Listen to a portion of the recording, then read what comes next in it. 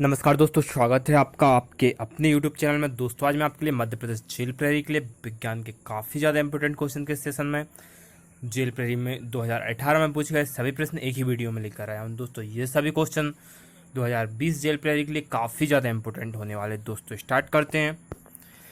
पहला क्वेश्चन है, भोजन तैयार करने के लिए हरे पौधे निम्न में से किसका उपयोग करते हैं? यदि पौधों को भोजन तैयार करना होता है तो जो फोटोसिंथेसिस क्रिया में, प्रकाश संश्लेषण क्रिया में, वह निम्न में से किसका उपयोग करते हैं? तो कार्बन डाइऑक्साइड का करते हैं, पानी का करते हैं, खनिजों का करते हैं और सूर्य के प्रकाश का करते हैं। दोस्तों इसका राइट आंसर हो जाएगा कार्बन डाइऑक्साइड, पानी, खनिज और सूर्य का प्रकाश।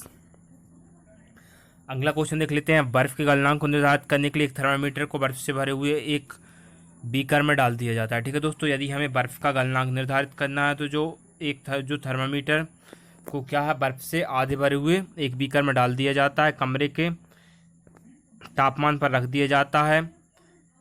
किस थर्मामीटर रीडिंग को बर्फ के गलनांक के रूप में लिख लेना चाहिए? ठीक है दोस्तों, क्वेश्चन में क्या पूछा गया, आप बर्फ को गलनांक निर्धारित करना है तो थर्मामीटर को एक आधे बर्फ से भरे हुए बीकर में डाल देते हैं और उसे कमरे के तापमान पर रख देते हैं। यदि हमें थर्मामीटर के द्वारा बर्फ का गलनांक ज्ञात करना है तो हम कौन से टेम्परेचर को बर्फ का गलनांक मान सकते हैं? ठीक है दोस्तों, तो उस टेम्परेचर को मान सकते हैं जिस पर, मतलब जब एक विशेष तापमान पर थर्मामीटर में पारा का स्तर स्थिर रहता है। ठीक है दोस्तों, जब जो पारा रहता है उसका स्तर स्थिर हो जाता है उसे हम बर्फ का गलनांक ले सकते हैं।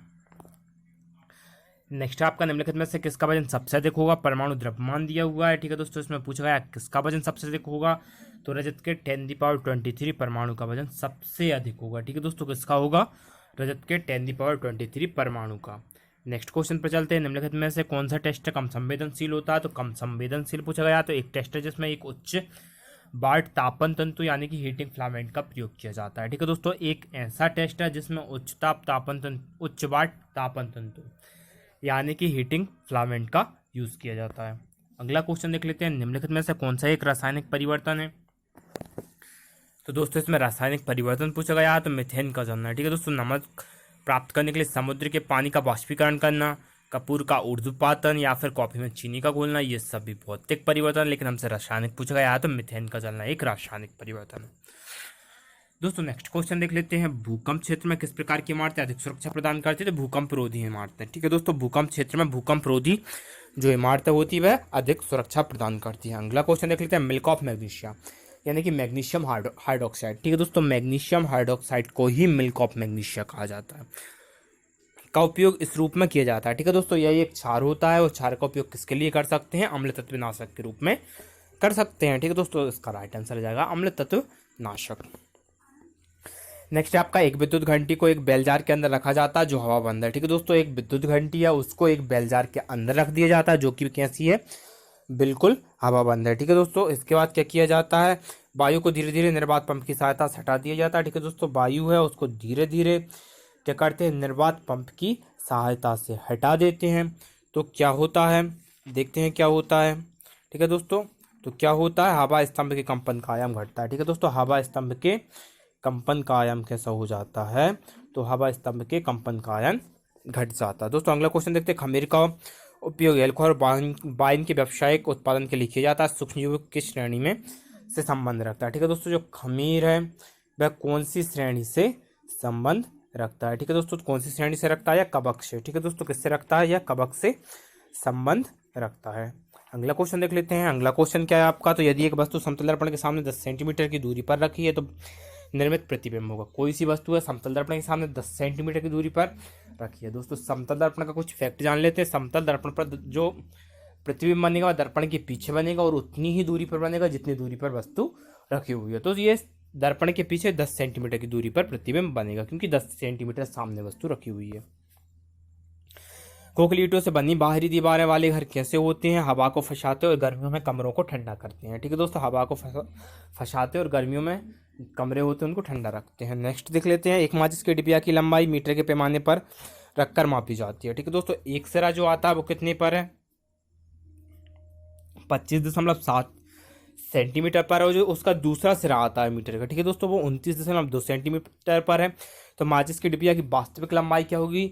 जो 29.2, मतलब जो दूसरा सिरा है जो 25.2 है, यानी कि जो 25 साथ है, यानी कि जो पहला सिरा है, ठीक है, दोनों को आपस में घटा देंगे, दूसरे सिरे में से पहले सिरे को घटाएंगे, आंसर हमारा सही आ जाएगा 3.5 सेंटीमीटर।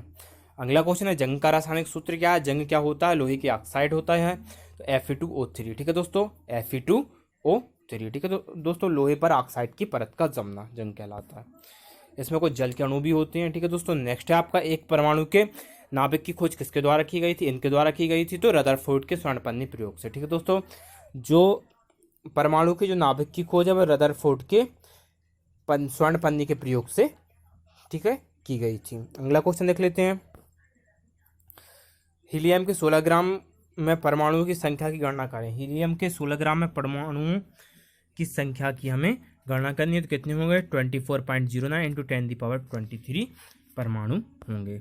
अगला क्वेश्चन देख लेते हैं। एक खेती योग्य क्षेत्र में अवांछनीय पौधा है, अवांछित पौधा है, यह पोषक तत्व आश्रय और सूरज की रोशनी के लिए मुख्य फसल के साथ प्रतिस्पर्धा करता है, ठीक है दोस्तों। अवांछनीय पौधा है और यह मुख्य फसल के साथ प्रतिस्पर्धा कर रहा है, तो ये क्या कहलाएगा, तो खरपतवार कहलाएगा। मजबूत और गैर लचीला संयोजी ऊतक कौन सा है, तो हड्डी या फिर बोन, ठीक है दोस्तों। नेक्स्ट पर चलते हैं। निम्नलिखित में से किन संरचना के पास अगली पीढ़ी के लिए जानकारियां हैं, तो आपको पता होगा, ठीक है, डीएनए के पास डीऑक्सी राइबोज न्यूक्लिक एसिड, ठीक है दोस्तों, इनके पास आनुवांशिक सूचनाएं रहती हैं। नेक्स्ट आपका निम्नलिखित में से कौन सी बीमारी एक अप्रत्यक्ष रोग है, ठीक है दोस्तों। अप्रत्यक्ष रोग पूछा गया, तो जो अप्रत्यक्ष रोग कौन सा है, तो मलेरिया, ठीक है दोस्तों। कौन सा है अप्रत्यक्ष रोग, तो मलेरिया एक क्या है, अप्रत्यक्ष रोग है। अगला क्वेश्चन देख लेते हैं। जब हम एक पानी से भरी बाल्टी को उठाते हैं तो वस्तु पर कार्यरत बल होगा, ठीक है दोस्तों। जब हम पानी से भरी एक बाल्टी को उठा रहे हैं तो वस्तु पर कौन सा बल कार्य करेगा, ठीक है दोस्तों। तो वस्तु पर कौन सा बल कार्य करेगा, पेशीय बल, ठीक है दोस्तों। कौन सा बल कार्य करेगा, पेशीय बल, क्योंकि जो पेशियों के द्वारा लगाने वाला बल, ठीक है दोस्तों, इसे संपर्क बल भी कहते हैं। इसके बाद अगला क्वेश्चन देख लेते हैं। अगला क्वेश्चन क्या है, ठीक है दोस्तों। तो अगले क्वेश्चन में क्या पूछा गया है, स्थायी ऊतकों के दिए गए वर्गीकरण में फर्स्ट, सेकंड, थर्ड और फोर्थ की पहचान करनी है, ठीक है दोस्तों। तो ये जो आप स्ट्रक्चर को देखोगे तो इसमें आपको समझ में जाएगा। पहले में क्या आ जाएगा, मनोग्रंथि आ जाएगा, फिर मृदूतक आ जाएगा, फिर द्रोणूतक आ जाएगा, और फिर ये पोषवाय आ जाएगा दोस्तों। इसमें देखोगे सिंपल।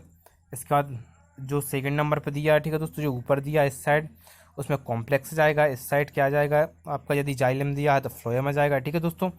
तो इसको आसानी से हम भर सकते हैं। ये परमानेंट टिश्यू के बारे में पूछा गया है। नेक्स्ट आपका निम्नलिखित में से कौन सा बल हमेशा आकर्षक होता है, तो गुरुत्वाकर्षण बल। जो गुरुत्वाकर्षण बल होता है वह हमेशा आकर्षक होता है, जबकि जो चुंबकीय बल होता है वह प्रतिकर्षण भी करता है। अगला क्वेश्चन देखते हैं। दूध के विभिन्न प्रकार जैसे कि फुल क्रीम या फिर मलाई रहित आदि बाजार में उपलब्ध है, ठीक है दोस्तों। तो मलाई रहित दूध तैयार करने के लिए उपयोग की जाने वाली तकनीक है, ठीक है दोस्तों। तो आपको पता होगा अपकेंद्रीकरण के द्वारा हम मलाई को दूध से अलग कर सकते हैं। तो तकनीक कौन सी, अपकेंद्रीकरण। अगला है पितरस का भंडारण पित्ताशय नामक एक थैले में होता है, जो उसके प्लैंक कहलाने वाले सांप के अंग के पास स्थित होता है। तो इसका राइट आंसर हो जाएगा यकृत, ठीक है। जो पित्ताशय वो यकृत के पास स्थित होता है। नेक्स्ट है आपका निम्नलिखित में से कौन सी दो मवेशी नस्लें भारत मूल की हैं, ठीक है दोस्तों। तो जो थर्ड और फोर्थ, यानी कि जो आपकी वाश इंडिकस है और जो रेड सिंधी है, ये क्या है, भारत मूल की नस्लें हैं, ठीक है दोस्तों। अगला क्वेश्चन देख लेते हैं। क्या होता है जब एक इलेक्ट्रिक कूलर चालू किया जाता है, ठीक है दोस्तों। जब एक इलेक्ट्रिक कूलर चालू किया जाता है तो धारा बहने लगती है और तारों के आसपास चुंबकीय क्षेत्र उत्पन्न हो जाता है, ठीक है दोस्तों। नेक्स्ट पर चलते हैं। नेक्स्ट है आपका जब एक विमान तेजी से आगे बढ़ता है तो दाब के साथ क्या होता है, ठीक है दोस्तों। तो पंखे के नीचे का दाब और पंखे के ऊपर के दाब से अधिक हो जाता है, ठीक है दोस्तों। जो पंखे का नीचे का दाब होता है वह पंखे के ऊपर के दाब से कैसे हो जाता है, अधिक हो जाता है। इससे विमान तेजी से आगे बढ़ता है। अगला क्वेश्चन देख ले दोस्तों। अगला क्वेश्चन क्या है, जब कॉपर सल्फेट के विलयन में लोहे की एक कील को 1 घंटे के लिए डुबाया जाता है तो इस प्रयोग के संदर्भ में सही कथन का चयन करना है। उपरोक्त सभी, तो कथन पढ़ लेते हैं। उपरोक्त सभी है या नहीं। केवल विलयन का रंग का नीले से हरे रंग में परिवर्तित हो जाता है, ठीक है दोस्तों। जो विलयन होता है वो नीले से हरे रंग में परिवर्तित हो जाता है, बिल्कुल हो सकता है। केवल फेरस सल्फेट के निर्माण के कारण हरे रंग हो जाता है, बिल्कुल हो सकता है।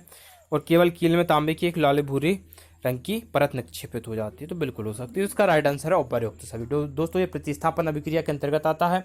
ऐसी अभिक्रिया जिसमें अधिक क्रियाशील तत्व कम क्रियाशील तत्व को प्रतिस्थापित कर देता है, ठीक है दोस्तों। तो इसका जो आपका राइट आंसर आ जाएगा वह क्या आ जाएगा, उपरोक्त सभी। नेक्स्ट है आपका निम्नलिखित जीवों को उनके पुनर्जन्म की समान क्षमता में व्यवस्थित करना है, ठीक है, मतलब घटते क्रम में व्यवस्थित करना। तो सबसे ज़्यादा जो पुनर्जन्म की क्षमता होती है वो किस में होती है, तो प्लेनेरिया में होती है, ठीक है दोस्तों। इसके बाद किस में होती है, तो इसके बाद केचुए में होती है, उसके बाद फिर किस में होती है, तो छिपकली में होती है, फिर घड़ों में होती है और लास्ट में मनुष्य में होती है, ठीक है दोस्तों। तो इसका आ जाएगा आपका सेकंड, फोर्थ, फर्स्ट, फिफ्थ और थर्ड, ठीक है दोस्तों। इसका नेक्स्ट पर चलते हैं। अगला क्वेश्चन आपका क्या है, तो कॉपर में दो समस्थानिक ए और बी निहित हैं जिनके परमाणु द्रव्यमान क्रमशः 62.93 और 64.93 AMU है, मतलब एटॉमिक मास यूनिट। AMU का मतलब क्या, एटॉमिक मास यूनिट। और आगे देख लेते हैं, आगे क्या बताया गया। तो तांबे का द्रव्यमान 63.55 AMU है। समस्थान को ए और बी का प्रतिशत परिकलित करना है, ठीक है। ए और बी का प्रतिशत निकालना, तो ए का जो प्रतिशत है वो 69% आ जाएगा, ठीक है दोस्तों। और जो बी का प्रतिशत आएगा वो कितना आएगा, तो बी का परसेंट कितना आ जाएगा आपका 31%, ठीक है दोस्तों। बिल्कुल ईजी आपका न्यूमेरिकल है, इसमें आपको कुछ भी नहीं करना है, ठीक है दोस्तों। इसमें आपको क्या करना है, आपको जो द्रव्यमान निकालना है, आपको द्रव्यमान बराबर आप क्या ले लेंगे, विलयन का द्रव्यमान ले लेंगे और कुल प्रतिशत मात्रा ले लेंगे, ठीक है दोस्तों। इन दोनों को आपस में बटे में कर देंगे तो आपका आंसर बिल्कुल आ जाएगा।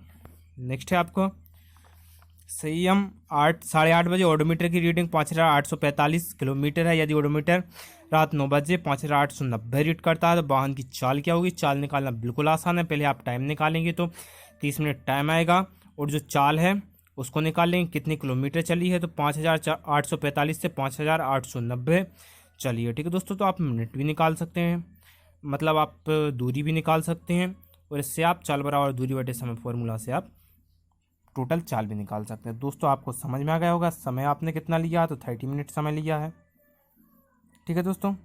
इसके बाद उन्होंने क्या बताया गया है, आपने 5845 से कहाँ तक गई है, 5890 गई है, ठीक है दोस्तों। इसके बाद आपको बस चाल बराबर दूरी बटे समय फॉर्मूले में मान रखना है। अगला क्वेश्चन देख लेते हैं, तो इसका जो सही आंसर आएगा वो कितना आ जाएगा, 1.5 किलोमीटर पर मिनट। नेक्स्ट है आपका वायरस को जीवित और अजीवित चीज़ों के बीच सीमांत की तरह रखा जाता है, क्योंकि वे कैसे होती है, केवल पोषक यानी कि होस्ट के शरीर के अंदर ही रहते हैं, ठीक है दोस्तों।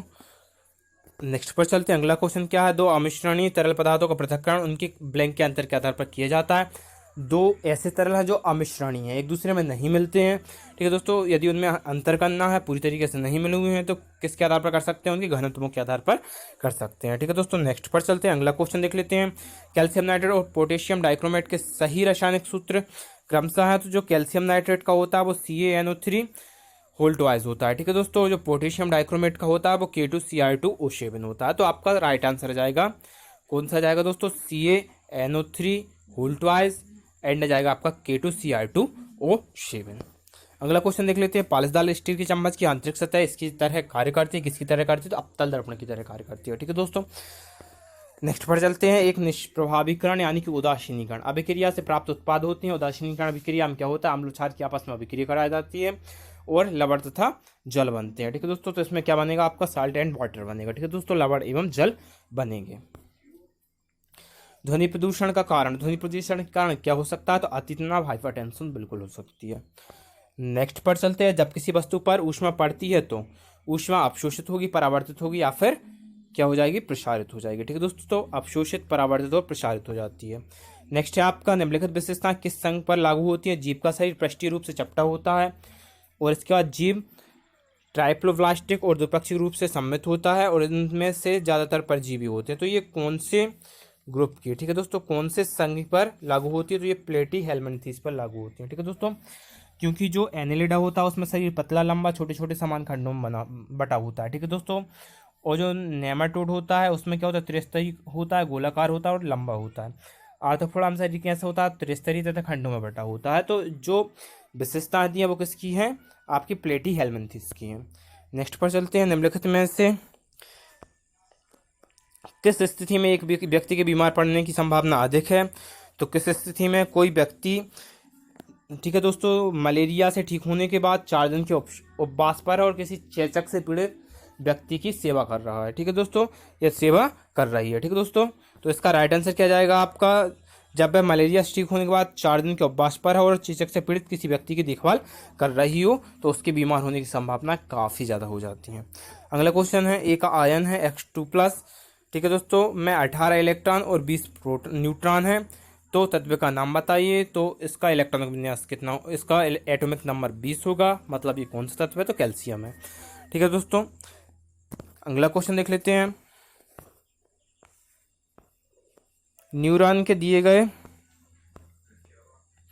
चित्र में 1 2 3 4 की पहचान करनी है। तो 1 2 3 4 की पहचान में पहले पद में क्या भरा जाएगा, कोशिका पिंड, सेकंड में द्रुमिका आ जाएगा, थर्ड में तंत्रिकाक्ष आ जाएगा और फोर्थ में आ जाएगा आपका तंत्रिका फलागम। ठीक है दोस्तों, अगला क्वेश्चन देख लें। नेक्स्ट क्वेश्चन आपका क्या है, तो दिया गया दूरी का समय ग्राफ दर्शाता है, क्या दर्शाता है, तो विश्राम पर एक निकाय दर्शाता है। जो ग्राफ है वह किस पर क्या दर्शाता है, तो विश्राम पर एक निकाय। ठीक है दोस्तों, नेक्स्ट पर चलते हैं। निम्नलिखित में से कौन सा एक सजातीय मिश्रण, सजातीय मिश्रण पूछा गया तो पानी में चीनी। ठीक है, जो पानी और चीनी का जो घोल है वह एक सजातीय मिश्रण है। ठीक है दोस्तों, जबकि जो स्टार्च का विलयन है वह सजातीय मिश्रण नहीं होगा। समुद्र शमीर कब चलती है, तो जो समुद्र शमीर है वह दिन के दौरान चलती है। कब चलती है, दिन के दौरान। एक प्रयोगात्मक सेटअप में दिए गए पदार्थ जैसे नारियल का तेल है, अंडे की सफेदी है, साधारण नमक और रेत क्रमशः 250 मिली वाले 4 बीकरों में एक साथ अच्छी तरीके से मिक्सित किए गए। इनमें से कौन सा टिंडल प्रभाव दिखाएगा, तो टिंडल प्रभाव कौन सा दिखाएगा, 200 मिलीमीटर जल में यदि 20 मिलीमीटर अंडे की सफेदी हो तो वह बिल्कुल टिंडल प्रभाव को दर्शाएगा। दोस्तों अगला क्वेश्चन देख लेते हैं। दो आवेशित निकायों को 10 सेंटीमीटर की दूरी पर रखा जाएगा तो उन दोनों के बीच कार्यरत बल निम्न होगा। सबसे पहले गुरुत्वीय बल कार्य करेगा और आवेशित है तो कौन सा बल कार्य करेगा, स्थिर वैद्युत बल भी कार्य करेगा। नेक्स्ट पर चलते हैं दोस्तों। नेक्स्ट आपका क्या है, तो मानव कान के लिए श्रव्य आवृत्ति की सीमा निम्न होती है। तो जो मानव कान है 20 हर्ट्ज से 20 किलो हर्ट्ज या फिर 20 हर्ट्ज से 20,000 हर्ट्ज तक ही सुन सकता है। नेक्स्ट आपका एक रासायनिक परिवर्तन की विशेषताओं के संदर्भ में असत्य कथन का चयन करना। तो जो रासायनिक परिवर्तन होते हैं अभिक्रिया के दौरान ऊष्मा पैदा करना, ठीक है, ये कथन बिल्कुल असत्य है। दोस्तों अगले क्वेश्चन देख लेते हैं। अगला क्वेश्चन आपका क्या है, तो कुछ लवण वातावरण से जल को अवशोषित करते हैं, यानी कुछ साल्ट ऐसे होते हैं जो वातावरण से जल को अवशोषित करते हैं और उसमें घुल जाती हैं। इन साल्ट की विशेषता निम्न है। तो जो ये साल्ट है इनकी विशेषता क्या कहलाती है, प्रश्वेदन कहलाती है। ठीक है दोस्तों, क्या कहलाती है, प्रश्वेदन कहलाती है। दोस्तों अगला क्वेश्चन देख लेते हैं। कार्बोहाइड्रेट, प्रोटीन और वसा का पाचन ब्लैंक की क्रिया से पूरा होता है, तो आंतरश। ठीक है दोस्तों, किसकी, आंतरश से। ठीक है दोस्तों, नेक्स्ट पर चलते हैं।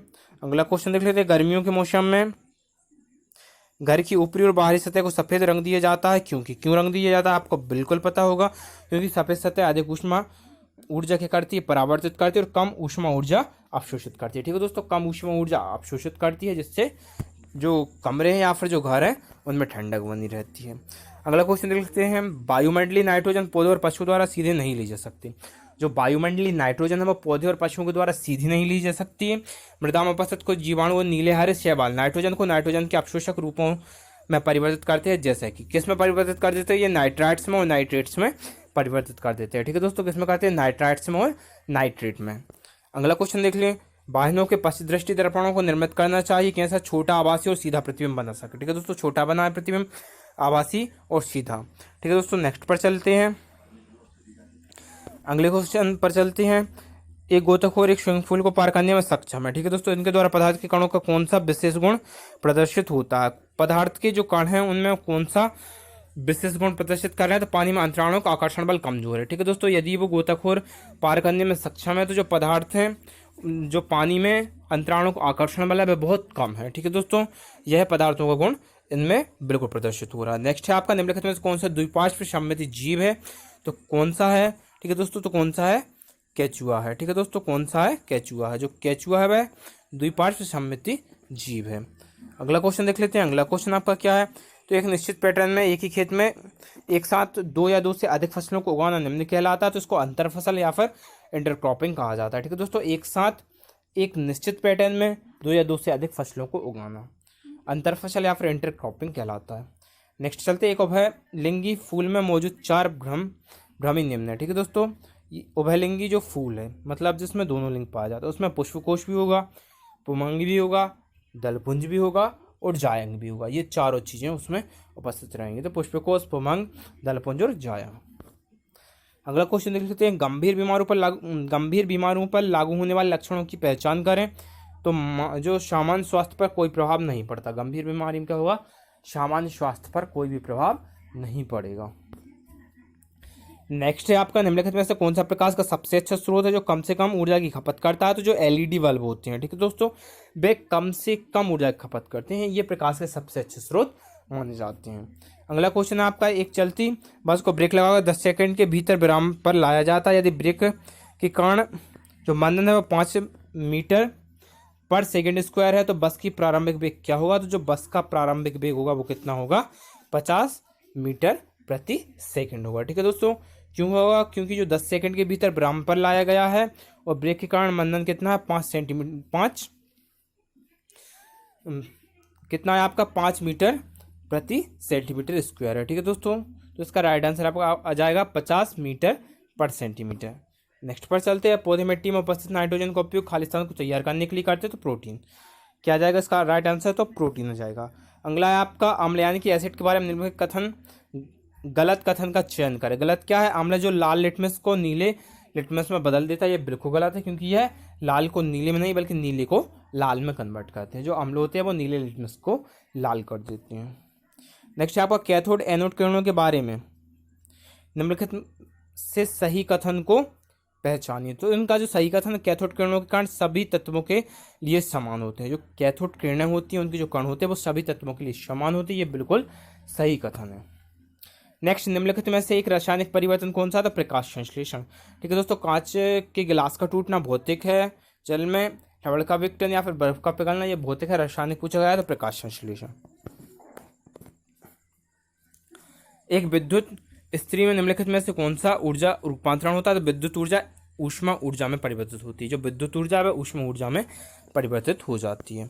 अगला देख लेते हैं, यदि आपका डाकखाना आपके घर से 1.25 किलोमीटर की दूरी पर है, उसे मीटर में व्यक्त करना, मतलब 1000 का आपको मल्टीप्लाई करना, तो आपका आंसर आ जाएगा 1250 मीटर। ठीक है दोस्तों, 1000 का यदि हम इसमें किलोमीटर से मीटर में कन्वर्ट करेंगे, 1000 का मल्टीप्लाई करेंगे, आंसर आ जाएगा 1250 मीटर। नेक्स्ट पर चलते हैं, जब कोई व्यक्ति पहाड़ पर चढ़ता है तो क्या होता है, वह गुरुत्व के विरुद्ध कार्य कर रहा है। यदि कोई व्यक्ति पहाड़ पर चल रहा है तो वह गुरुत्व के विरुद्ध काम कर रहा है। नेक्स्ट है आपका, उस सूक्ष्मजीव को पहचाने जिसके प्रथम प्रतिजैविक प्राप्त हुआ था। ठीक है दोस्तों, उस सूक्ष्मजीव को पहचानना है जिससे हमें प्रथम प्रतिजैविक प्राप्त हुआ था, तो वह कौन सा था, पेनिसिलियम था। ठीक है दोस्तों, कौन सा था, पेनिसिलियम। अगला क्वेश्चन, एक अपारदर्शी वस्तु की बड़ी छाया प्राप्त करने के लिए प्रकाश का बिंदु स्रोत रखा जाना चाहिए। तो कहाँ रखा जाना चाहिए, वस्तु के बहुत निकट। कहाँ रखा जाना चाहिए, तो वस्तु के बहुत निकट रखा जाना चाहिए यदि अपारदर्शी वस्तु की छाया प्राप्त करनी है। नेक्स्ट आपका, किलोग्राम में एक परमाणु द्रव्यमान इकाई निम्न के बराबर होगी। तो किसके बराबर होगी, 1.66 × 10⁻27 kg के बराबर होगी। 1.66 × 10⁻27 kg के बराबर होगी। नेक्स्ट आपका, एक कोशिका की दो समान अनुजात कोशिका में विभाजित होने की क्षमता को ब्लैंक कहते हैं। क्या कहते हैं, द्विविखंडन कहते हैं। क्या कहते हैं, द्विविखंडन कहते हैं। जब कोशिका दो समान भागों में टूट जाती है तो इसे द्विविखंडन कहा जाता है। नेक्स्ट है आपका, पुरुषों और महिलाओं में स्वररज्जु की लंबाई क्रमशः ब्लैंक और ब्लैंक होती है। तो 20 मिलीमीटर और 15 मिलीमीटर, 20 और कितनी होती है, 15 होती है। एक मिश्रण के रंगीन घटकों को अलग करने के लिए उपयोग की जाने वाली प्रक्रिया है तो कौन सी, क्रोमेटोग्राफी, वर्णक्रम लेखनी। इसके द्वारा क्या होते हैं, जो मिश्रण जो रंगीन घटक होते हैं, मिश्रण में जो रंगीन घटक होते हैं उनको पृथक हम कर सकते हैं। नेक्स्ट आपका, चालन माध्यम के कण कैसे होते हैं, तो केवल अपनी माध्य स्थिति के इर्द गिर्द ही कंपन करते हैं। चालन में माध्यम कण केवल अपनी माध्य स्थिति के इर्द गिर्द ही कंपन करते हैं। नेक्स्ट आपका, पशुपालन में ब्लैंक शामिल नहीं है तो खेती शामिल नहीं है। पशुपालन में क्या शामिल नहीं है, तो खेती शामिल नहीं है।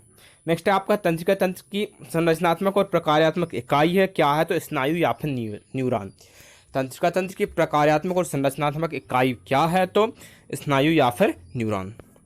नेक्स्ट आपका, चेचक टीके की खोज ब्लैंक के द्वारा की गई थी। तो जो चेचक टीका है उसकी खोज एडवर्ड जेनर के द्वारा की गई थी। किसके द्वारा की गई थी, एडवर्ड जेनर के द्वारा। नेक्स्ट आपका, चूना पत्थर संदूषित से सामान्य नमक के जलीय मिश्रण को अलग करने के लिए निम्नलिखित में से कौन सी पृथक्करण विधियों को अपनाया जाना चाहिए। तो कौन सी पृथक्करण विधि को अपनाना, यदि हमें चूना पत्थर से सामान्य नमक के जलीय विलयन को अलग करना है, जलीय मिश्रण को अलग करना है, तो निस्यंदन और फिर जलीय बाष्पीकरण। ठीक है दोस्तों, जो जलीय मिश्रण है उसका बाष्पीकरण करेंगे। सबसे पहले निस्यंदन करेंगे और फिर उस जो जलीय विलयन है उसका क्या करेंगे, हम बाष्पीकरण कर देंगे।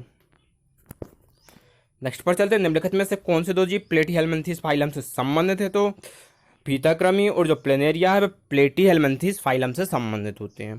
ठीक है, नेक्स्ट पर चलते हैं, नेक्स्ट क्वेश्चन क्या है, दो समान पात्रों में ए और बी में 75 डिग्री सेल्सियस पर बराबर मात्रा में गर्म पानी है। ए की बाहरी सतह को काले रंग और बी की बाहरी सतह को सफेद रंग से पेंट कर दिया जाता है या फिर किया गया है। 10 मिनट के बाद यदि ए का तापमान 55 डिग्री सेल्सियस पाया गया तो बी का तापमान होगा तो 55 डिग्री सेल्सियस से अधिक होगा। दोनों में बराबर गर्म पानी था, एक को काले से और बी को सफेद से पेंट किया गया। ए का जो टेम्परेचर था 55 डिग्री सेल्सियस था तो बी का तापमान कितना होगा, 55 से अधिक होगा।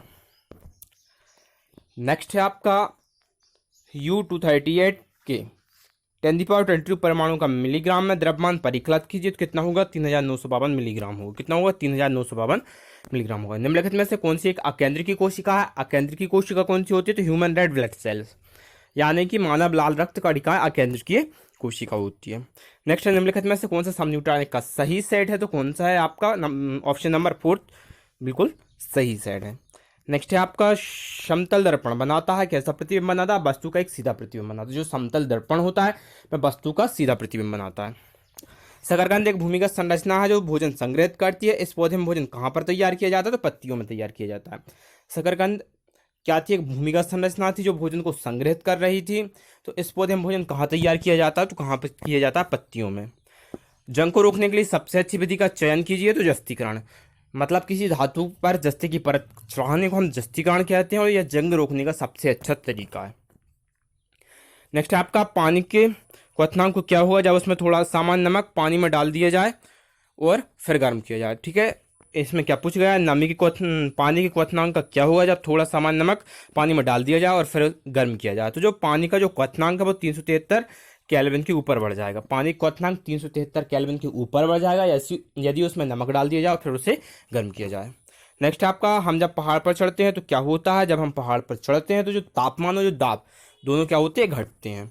नेक्स्ट आपका, अगर हम प्रेक्षित करें कि हवा ए से बी स्थान की पर जा रही है, तो यदि हवा ए स्थान से बी स्थान पर जा रही है तो स्थान ए उच्च दाब पर और बी निम्न दाब पर। क्यों है, क्योंकि जो हवा का जो प्रवाह होगा वो उच्च दाब से निम्न दाब की ओर होगा। तो जो ए है वह उच्च दाब पर है और जो बी है वह निम्न दाब पर है। नेक्स्ट है, एक छोटे खंड से पूर्ण जीव की वृद्धि की एक जीव की क्षमता को कहते हैं तो पुनर्जनन कहते हैं। छोटे छोटे खंडों में टूटकर प्रत्येक खंड से एक नए जीव की उत्पत्ति होना, एक वृद्धि होना, उसको हम पुनर्जनन कहते हैं। नेक्स्ट आपका, जब एक चींटी काटती है तो त्वचा में किस अम्ल को अंतः क्षिप्त करती है, तो फार्मिक अम्ल। ये क्वेश्चन ऐसे भी पूछा जा सकता है कि चींटी के डंक में कौन सा अम्ल पाया जाता है, तो फार्मिक अम्ल पाया जाता है।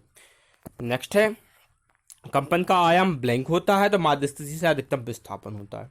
माध्य स्थिति से अधिकतम विस्थापन होता है।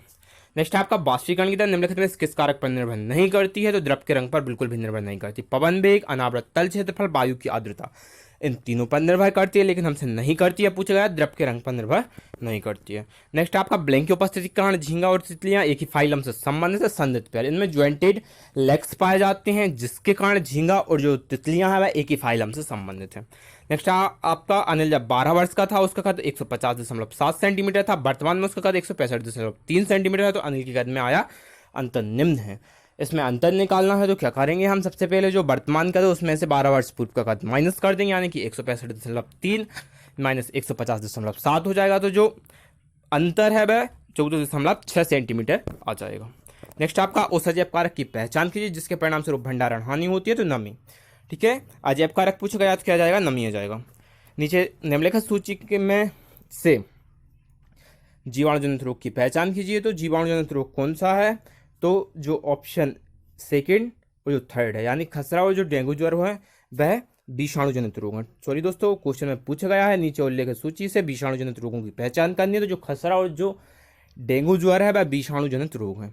ठीक है, इसमें क्या पूछा गया है, तो विषाणुजनित रोग पूछे गए थे, तो खसरा और जो डेंगू ज्वर है वह विषाणुजनित रोग है। नेक्स्ट आपका, हड्डी एक मांसपेशी से ब्लैंक द्वारा जुड़ी होती है, तो कंडरा या फिर टेंडन के द्वारा जुड़ी होती है। जो हड्डी होती है वह एक मांसपेशी से कंडरा टेंडन के द्वारा जुड़ी होती है। नेक्स्ट निम्नलिखित में से त्वरण की इकाई क्या है, तो मीटर प्रति सेंटीमीटर स्क्वायर। ठीक है, मीटर प्रति वर्ग सेंटीमीटर। ठीक है दोस्तों, नेक्स्ट पर चलते हैं। यदि 25 न्यूटन और 10 न्यूटन के बल एक निकाय पर क्रमशः लंबवत ऊपर की ओर और लंबवत नीचे की ओर दिशा में कार्यरत है, तो निकाय पर कार्यरत शुद्ध बल का परिणाम होगा निम्न होगा।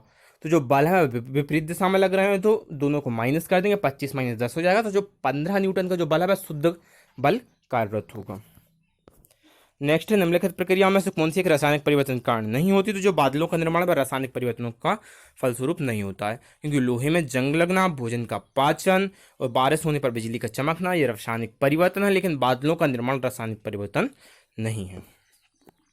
मानव कान ब्लैंक की ध्वनि आवृत्ति का पता नहीं लगा सकता, तो 20 हर्ट्ज से कम जो कि पराश्रव्य तरंग होती है उनका पता मानव कर्णी के द्वारा नहीं लगाया जाता है। मानव कर्णी की जो सुनने की क्षमता होती है वह 20 हर्ट्ज से 20,000 हर्ट्ज या फिर 20 किलो हर्ट्ज तक होती है। नेक्स्ट आपका, एक काली सतह के बारे में निम्नलिखित में से कौन सा कथन सही है? तो जो यह अधिक ऊष्मा अवशोषित और अधिक ऊष्मा ऊर्जा विकृत करती है, अधिक अवशोषित करती है और अधिक ऊष्मा ऊर्जा ही विकृत करती है। नेक्स्ट आपका, दिए गए अंग्रेजी के अक्षरों HI, B और C में कौन से अक्षर समान दर्पण प्रतिबिंब बनाते हैं? तो केवल I और H। रीजनिंग वाला क्वेश्चन है, केवल I और H है बस समान दर्पण प्रतिबिंब बनाते हैं। एक बेलन का द्रव्यमान या फिर आयतन प्रतिशत क्या होगा? जिसका द्रव्यमान 20% है और बेलन का घनत्व 1.02 ग्राम मिलीग्राम इनवर्स है। तो इसका क्या पूछा है? द्रव्यमान आयतन क्या होगा? तो इसका जो द्रव्यमान आयतन है वो कितना होगा? तो 20.4% होगा। कितना होगा? 20.4% होगा। नेक्स्ट आपका, क्या होता है जब एक जगह पर हवा की चाल बढ़ती है तो उस जगह पर दाब कम हो जाता है? यदि हवा की चाल बढ़ रही है तो वहां पर दाब क्या हो रहा है? कम हो रहा है।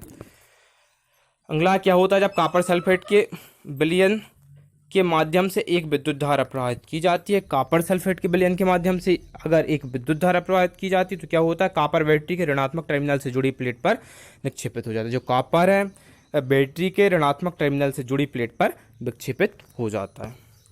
नेक्स्ट है, वायरस के कारण न होने वाली बीमारी की पहचानिए। तो ऐसी बीमारी जो कि वायरस के कारण नहीं होती है, तो आंत्रज्वर या फिर जो टाइफाइड है वह वायरस के कारण नहीं होता है। नेक्स्ट पर चलते, कार्बोहाइड्रेट जिसे जुगाली करने वाले पशु द्वारा पचाया जा सकता है लेकिन मानव द्वारा नहीं, निम्न है। तो ऐसा कौन सा कार्बोहाइड्रेट है जो जुगाली करने वाले पशुओं द्वारा पचाया जा सकता है लेकिन मानव के द्वारा नहीं? तो सेलुलोज है। अनुवांशिकता की मूलभूत संरचनात्मक और प्रकारात्मक इकाई निम्न है। तो जीन। अनुवांशिकता की जो मूलभूत संरचनात्मक और प्रकारात्मक इकाई होती है वह क्या होती है? जीन होती है। नेक्स्ट है, चूने के पानी का रासायनिक सूत्र है तो CaOH2 कैल्शियम हाइड्रोक्साइड होता है।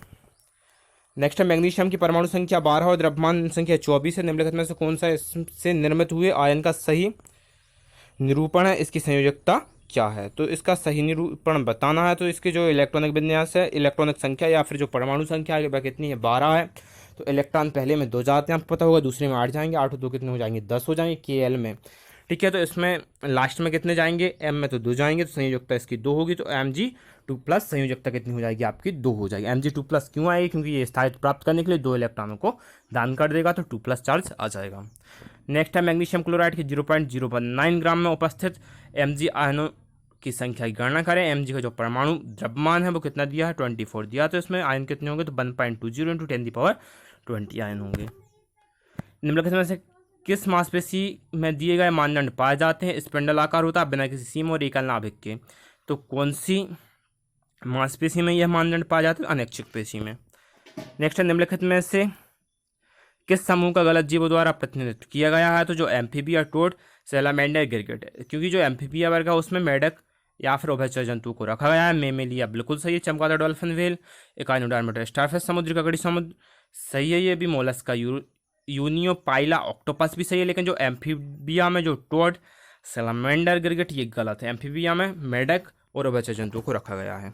वनस्पति प्रवर्धन के बारे में निम्नलिखित विशेषताओं में से कौन सी उपर्युक्त नहीं है? तो जो वनस्पति प्रवर्धन के बारे में कौन सी उपर्युक्त नहीं है? तो यह हमें विभिन्न रंगों फूलों के विभिन्न संयोजनों को प्राप्त करने में मदद करता है। क्या सही नहीं है? यह हमें विभिन्न रंगीन फूलों के विभिन्न संयोजनों को प्राप्त करने में मदद करता है। नेक्स्ट है, दुग्ध उत्पादक मादा मवेशी कहते हैं क्या कहते हैं? दुधारू पशु या फिर मृगन्य। ठीक है, क्या कहते हैं? दुग्ध उत्पादक मादा मवेशी क्या कहते हैं? दुधारू पशु। नेक्स्ट आपका, वह गैस जो चूने के पानी को दूधिया रंग में परिवर्तित कर देती है, आपको पता होगा CO2 या कार्बन डाइऑक्साइड। नेक्स्ट आपका, हरित लवक युक्त मृदुतक को निम्न रूप से संदर्भित किया जाता है। ठीक है, तो किससे? क्लोरेन कायमा के कहा जाता है। निम्न रूप से संदर्भित किया जाता है तो क्लोरेन कायमा कहा जाता है, क्योंकि ये हरित लवक युक्त होते हैं, क्लोरोफिल युक्त होते हैं। नेक्स्ट है आपका, निम्नलिखित में से कौन सा रासायनिक यौगिक का एक उदाहरण है? तो संगमरमर। ये कैल्शियम कार्बोनेट होता है, ठीक है, जिसे संगमरमर कहा जाता है। CaCO3 कैल्शियम कार्बोनेट होता है। तो ये क्या है, एक रासायनिक यौगिक है। अगला क्वेश्चन देख लेते हैं, निम्नलिखित में से कौन सा कथन जैविक खेती के विषय में उपर्युक्त नहीं है। नहीं है पूछा गया तो ये रसायन और उर्वरकों के अधिकतम उपयोग पर आधारित कृषि है, ये बिल्कुल उपर्युक्त कथन नहीं, क्योंकि ये जैविक और उर्वरकों पर आधारित कृषि है, रसायनों पर नहीं है। अगला क्वेश्चन है, निम्नलिखित में किसका उपयोग परमाणु रिएक्टर में मंदक यानी कि मॉडरेटर के रूप में किया जाता है। तो ग्रेफाइट, ग्रेफाइट का जो उपयोग है वह परमाणु रिएक्टर में मंदक के रूप में किया जाता है। नेक्स्ट है, एक तत्व के समस्थानिक में जेड का मान समान होता है लेकिन निम्न भिन्न होते हैं। क्या होती है, नाभिक में न्यूट्रॉनों की संख्या भिन्न होती है। समस्थानिक में जेड का मान समान होगा लेकिन न्यूट्रॉनों की संख्या भिन्न होगी। नेक्स्ट, आपके कोष की यूकैरियोटिक को निम्नलिखित किस जगत के अंतर्गत समूहीकृत किया गया है। मतलब एक कोष की जंतु और यूकैरियोटिक हो तो उसको कौन सी जगत में रखा गया है, तो उसको प्रोटिस्टा में रखा गया है। किस में रखा गया है, प्रोटिस्टा में। नेक्स्ट है, नेफ्थलीन की गोलियां समय के साथ ब्लैंक के कारण गायब हो जाती हैं, तो किसके कारण, ऊर्ध्वपातन के कारण। ऊर्ध्वपातन का मतलब क्या होता है, कोई पदार्थ जब ठोस से डायरेक्टली गैस में परिवर्तित हो जाता है, द्रव में परिवर्तित नहीं होता, तो इस प्रोसेस को ऊर्ध्वपातन कहते हैं। नेक्स्ट आपका शब्द कोशिका निम्न के साथ के द्वारा प्रतिपादित किया गया था। तो रॉबर्ट हुक, जो कोशिका है उसकी खोज रॉबर्ट हुक के द्वारा की गई थी। शब्द कोशिका तो किसके द्वारा प्रतिपादित किया गया था, रॉबर्ट हुक के द्वारा। कार और स्कूटरों में हेडलाइट में इस्तेमाल होने वाले दर्पण निम्न होते हैं, आकार में अवतल होते हैं। कारों और स्कूटरों की जो हेडलाइट होती है उसमें कौन से दर्पण का यूज किया जाता है, हेडलाइट में तो आकार में अवतल दर्पण का। कारों और स्कूटर के हेडलाइट में इस्तेमाल होने वाले दर्पण निम्न होते हैं, फिर से वही क्वेश्चन आ गया, तो आकार में अवतल। नेक्स्ट आपका, जंगल की आग ज्वालामुखी विस्फोट हवा में एक मुख्य प्रदूषक को घोल देते हैं, वह प्रदूषक क्या होते हैं। जंगल की आग और जो ज्वालामुखी क्या कणकीय पदार्थ को घोल देते हैं, वह प्रदूषक क्या होते हैं, कणकीय पदार्थ होते हैं, धूल वगैरह के कण को ये घोल देते हैं। नेक्स्ट है आपका, बोलते समय संजय की आवाज कर्कश फटने लगती है यानी कि स्वर रुक्षता आ जाती है, उसकी आवाज में परिवर्तन होने के कारण क्या है, तो यौवनारंभ में परिवर्तन। इसमें यौवनारंभ में परिवर्तन के कारण उसकी आवाज कर्कश हो रही है और फटने लगी है। नेक्स्ट आपका, एक टेडपोल यानी कि टेडपोल मतलब मेढक का लार्वा निम्न प्रक्रिया द्वारा एक वयस्क मेढक में विकसित होता है, तो कायांतरण के द्वारा। किसके द्वारा, कायांतरण के द्वारा।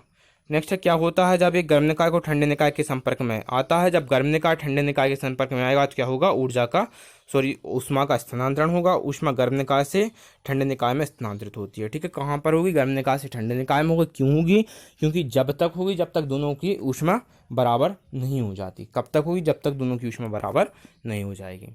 नासा द्वारा अंतरिक्ष शटल में इस्तेमाल किया जाने वाला ईंधन निम्न है, तो कौन सा है, तरल हाइड्रोजन। नेक्स्ट है, इमारतों को आकाशीय बिजली के हानिकारक प्रभाव से बचाने के लिए प्रयोग किए जाने वाले यंत्र कौन सा है, लाइटनिंग कंडक्टर या फिर तड़ित चालक होता है। जो आकाशीय बिजली से इमारतों को बचाने के लिए तड़ित चालक या फिर लाइटनिंग कंडक्टर का यूज किया जाता है। एक ध्वनि तरंग के लिए आवृत्ति 8800 हर्ट्ज है और किसी दिए गए माध्यम में चाल कितनी है, 352 मीटर सेकंड है। तो लहर की तरंग दैर्घ्य है, तो तरंग दैर्घ्य निकालने के लिए क्या करेंगे, तरंग दैर्घ्य बराबर क्या हो जाएगा, आपका चाल बटे आवृत्ति हो जाएगा। मतलब कि आपके जो 352 दिया है उसमें आपको डिवाइड करना है, किससे करना है, तो 8800 से डिवाइड करेंगे, आपका आंसर जाएगा 0.04 मीटर। बिल्कुल इजी न्यूमेरिकल था। नेक्स्ट पर चलते हैं, जब हम नाव से बाहर कूदते हैं तो नाव विपरीत दिशा में जाती है, इसका कारण क्या है, तो न्यूटन गति के तीसरे नियम के अनुसार जब हम नाव से कूदते हैं तो नाव विपरीत दिशा में बाहर जाती है, क्योंकि न्यूटन के तीसरे नियम में बताया गया प्रतिक्रिया के विपरीत प्रतिक्रिया होती है। नेक्स्ट है, यदि एक फुटबॉल को लंबवत रूप से ऊपर की ओर फेंक दिया जाता है तो उस पर कार्यरत गुरुत्वाकर्षण बल क्या होगा, उसकी विपरीत दिशा में होगा। मतलब यदि ऊपर की ओर फुटबॉल को फेंका गया है तो जो गुरुत्वाकर्षण बल होगा वो धरती की ओर लगेगा, नीचे की ओर लगेगा, आपको पता होगा। तो इसका राइट आंसर जाएगा गेंद की गति की दिशा से विपरीत होता है, गेंद की गति की दिशा के विपरीत होगा। नेक्स्ट आपको, किसी वस्तु पर किया गया कार्य निम्न पर निर्भर नहीं करता। किस पर निर्भर नहीं करता है, तो विस्थापन पर बिल्कुल करता है, लगाए गए बल पर भी करता है, बल और विस्थापन के बीच के कोण पर भी करता है, लेकिन किस पर निर्भर नहीं करता पूछा गया, तो अनुगमित पथ पर निर्भर नहीं करता। निम्नलिखित में से कौन सी बीमारी परजीवी क्रमिक कारण होती है, तो एस्कारियासिस। एस्कारियासिस जो बीमारी है परजीवी क्रमिक कारण होती है, इसमें फेफड़ों में इन्फेक्शन हो जाता है, फेफड़ों में इन्फेक्शन होता है। और जो फीलपाप होता है उसमें क्या होता है, जो शरीर है उस पर सूजन आ जाती है। नेक्स्ट है आपका Na2CO3 के द्रव्यमान इकाई के सूत्र की गणना करें। सोडियम कार्बोनेट के द्रव्यमान इकाई के सूत्र की गणना करनी है, बिल्कुल इजी क्वेश्चन है। Na2 लिखा है तो इसका Na का वैल्यू यहाँ पर कितना दिया, 23 दिया है। Na2 लिखा है तो 23 × 2 कर देंगे, प्लस लगाएंगे, इसके बाद क्या दिया, CO3 दिया है तो C की वैल्यू यहाँ पर 12 दी है, O3 दिया है, O की वैल्यू 16 दी है, 3 दिया है तो 3 का मल्टीप्लाई कर देंगे और इन सभी को प्लस कर देंगे। ठीक है, तो इसका आंसर आपका कितना जाएगा, 286 यू आ जाएगा। लेकिन ये इंग्लिश वाले क्वेश्चन के अकॉर्डिंग आएगा, ठीक है। हिंदी वाले क्वेश्चन के अकॉर्डिंग ये नहीं आ रहा, क्योंकि इंग्लिश में क्वेश्चन अलग दिया है, सोडियम कार्बोनेट डी का हाइड्रेट दिया है इंग्लिश में, और हिंदी में ओनली सोडियम कार्बोनेट दिया है। तो आंसर हिंदी और इंग्लिश वाले क्वेश्चन दोनों के अलग अलग आएंगे, ठीक है। तो बिल्कुल इजी क्वेश्चन है, जो दिया है बस उसको ही आपको वैल्यू रखनी है। और CO3 दिया है तो O की वैल्यू यदि 16 दी है तो आपको O3 लिखा है तो 3 का मल्टीप्लाई कर देना, कुछ नहीं करना। नेक्स्ट आपका एक तरल के क्वथनांक के लिए निम्नलिखित कथनों में से कौन सा एक सही नहीं है, कौन सा एक सही नहीं है, किसके बारे में, क्वथनांक के लिए तो यह कमरे के तापमान पर निर्भर करता है, ठीक है, यह सही नहीं है। नेक्स्ट है आपका निम्नलिखित में से कौन एक शोर के लिए उदाहरण नहीं है, तो संगीत वाद्य यंत्रों से ध्वनि, क्योंकि ये कर्णप्रिय होती है, इसको शोर के अंतर्गत नहीं लिया जा सकता। नेक्स्ट निम्नलिखित में से कौन सा एक भौतिक परिवर्तन है, तो बर्फ का पिघलना एक भौतिक परिवर्तन है। दही का जमना, लोहे में जंग लगना, या फिर ज्वालामुखी का फूटना, ये रासायनिक में आएगा, लेकिन हम तो भौतिक पूछा गया है, मतलब कि बर्फ का पिघलना। निम्नलिखित में से कौन सा अग्निशामक का सही उदाहरण है, तो कौन सा है, CO2। अग्निशामक का सही उदाहरण क्या है, तो CO2 है। नेक्स्ट आपका पाश्चुरीकृत दूध को उबालने बिना भी उपभोग किया जा सकता है, क्योंकि यह हानिकारक जीवों से मुक्त होता है। प्रक्रिया के दौरान दूध को लगभग ब्लैंक पर गर्म किया जाता है, तो 15 से 30 सेकंड के लिए 70 डिग्री सेल्सियस पर गर्म किया जाता है। दूध है उसको 15 से 30 सेकंड के लिए 70 डिग्री सेल्सियस पर गर्म किया जाता है, तो दूध पाश्चुरीकृत हो जाता है, पाश्चराइजेशन भी जिसे कहा जाता है। निम्नलिखित में से कौन सा अग्निशामक अंग का सही उदाहरण है, तो CO2 इसका सही उदाहरण है। दोस्तों ये भी फिर से क्वेश्चन आ गया है। तो अब नेक्स्ट पर चलते हैं, थलसमीर कब चलती है, तो थलसमीर कब चलती है, तो रात के दौरान चलती हैं, ठीक है। थलसमीर रात के दौरान चलती हैं। यदि एक जीव विभाजन के लिए एकल तल में 2 समान टुकड़ों में काटा जा सकता है, तो उस जीव को क्या कहेंगे, द्विपार्श्व सममित। क्यों कहेंगे, क्योंकि ये 2 समान भागों में काटा जा सकता है, टुकड़ों में काटा जा सकता है, तो इसको द्विपार्श्व सममित कहेंगे। नेक्स्ट है बिलियन, जिसमें कणों का आकार 1 नैनोमीटर से 100 नैनोमीटर के बीच होता है, तो वह कहलाते हैं तो कोलाइडल, ठीक है। वो क्या कहलाते हैं, कोलाइड कण कहलाते हैं। मतलब बेबेलियन, जिसमें कणों का आकार कैसा होता है, 1 नैनोमीटर से 100 नैनोमीटर के बीच होता है, तो वो क्या कहलाते हैं, तो कोलाइड कहलाते हैं। नेक्स्ट है, यदि 1 किलोग्राम रेत को 90 डिग्री सेल्सियस पर गर्म किया जाता है, 30 डिग्री सेल्सियस पर पानी में डाल दिया जाता है, तो आधे घंटे के बाद तापमान का क्या होगा, तो जो रेत और पानी का तापमान समान हो जाएगा। मैंने आपको पहले ही बताया था, जो ऊष्मा का जो प्रसार होता है वो अधिक ऊष्मा से कम ऊष्मा वाले स्रोत की ओर होता है, अधिक ऊष्मा वाले स्रोत से कम ऊष्मा वाले स्रोत की ओर होता है। कब तक होता है, जब तक दोनों की ऊष्मा बराबर नहीं हो जाती, तो दोनों रेत और पानी का तापमान कैसा हो जाएगा, समान हो जाएगा। नेक्स्ट आपका आमतौर पर विद्युत लेपन यानी कि इलेक्ट्रोफ्लाइटिंग के लिए इस्तेमाल होने वाली 4 धातुएं कौन सी होती है, क्रोमियम, जिंक, सोना और कॉपर।